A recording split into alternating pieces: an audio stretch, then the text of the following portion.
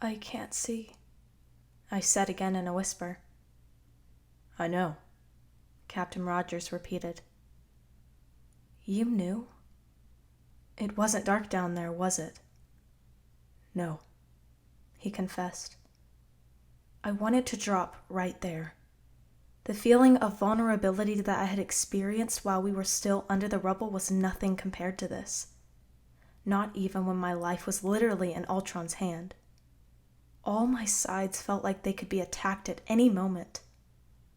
I didn't move out of fear of what laid ahead. Right there, standing still, I was somewhat safe.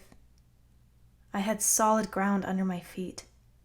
I knew that much, but the next step was uncertain. I could be standing in front of the edge of the world and didn't even realize it. Kira, we have to move, he told me. I nodded, but I didn't move. I held the boy tighter, protecting him and reassuring me. Captain Rogers retook my hand and pulled slightly. I took a step and then the next. I had no choice but to trust him completely, and even if he had to pull me from time to time, I did trust him. We arrived at the helicarrier. People were running from here to there, and the engines made a consistent loud buzzing. Someone got close to us. I put the kid down and someone took him away. He complained at first, but I stopped hearing him eventually. Take her to medical, Captain Rogers ordered, and a woman took my arm reassuringly while telling me to follow. I felt awkward changing handlers, but I tried to roll with it. Agent down, he said to another person who, I guessed, took the body. Damn, the person said. Call Langan. I made the woman stop. What? I said. Agent Langan? Why? My new handler pulled me insistently. Is that Robert? I shrugged the woman off and walked blindly towards where I thought the body was.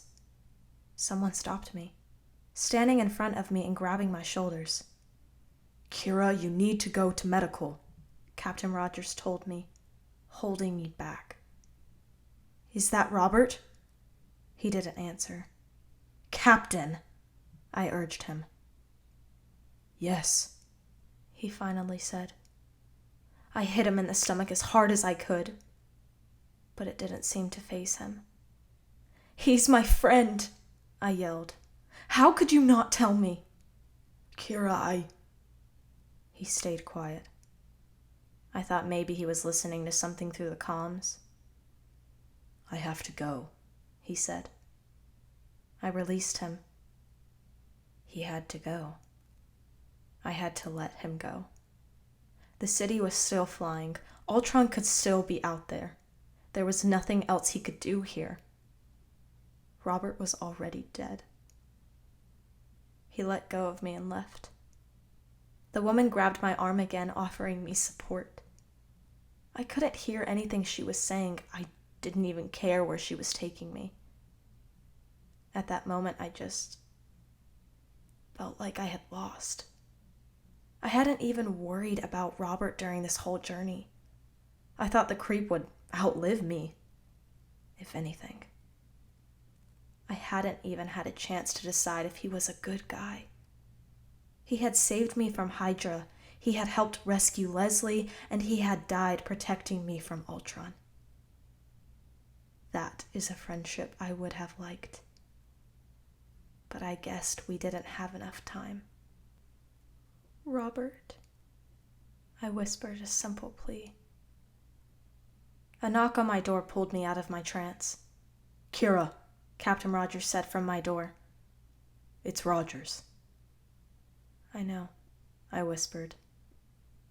You can see, he asked. I nodded. It was a concussion, I explained. I started to see again a couple of hours ago. They want to keep me in for observation for a day or two, though. He nodded, glad. He had his arms crossed over his chest and seemed to want to tell me something. Listen, I didn't tell you about Robert. I know. I interrupted him. I didn't need his apology. You didn't need me freaking out even more, I get it. He nodded. It was still a dick move, I added, getting a look from him. I know, I said, holding my hands a little up in surrender.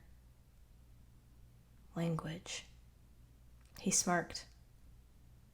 I'm sorry, he said and added, about Robert. He was your friend. I nodded, breathing deep, trying not to tear up. Yeah, I whispered. I guess he was. He nodded again. I'm glad you're better, he said. He was about to go, but I needed to tell him something.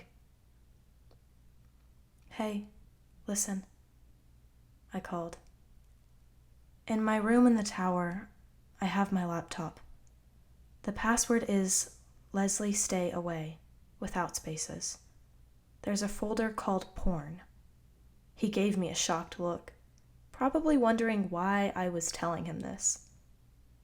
I grinned. I needed an inconspicuous name, okay? I defended myself. Believe me, you'll like what you see. He frowned a little. I know you and Sam Wilson are trying to find someone, I said. His face turned stoic, almost scared that I knew. Maybe he thought I might have told someone? Mr. Stark, maybe. I did some research on the side. No one knows about it, not even Jarvis. He looked down for a second. Relieved, I thought. And then he looked up to me again. I was using the D trick, but that thing exploded, so I trailed off. It's not much, but it might help. Consider it a thank you. Thank you, he said, surprised. What are you going to do about the D trick now that it's gone? I'm not too worried, I said, smug. The sword is broken, but the knight is still here. I'll just get another sword. I hope you'll use it wisely, he said. Come on, Captain. It's me we're talking about. We both know I won't. I chuckled. He smiled softly, nodded.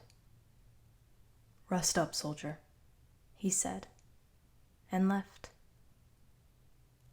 Yes, sir, I whispered. I closed my eyes and fell asleep again.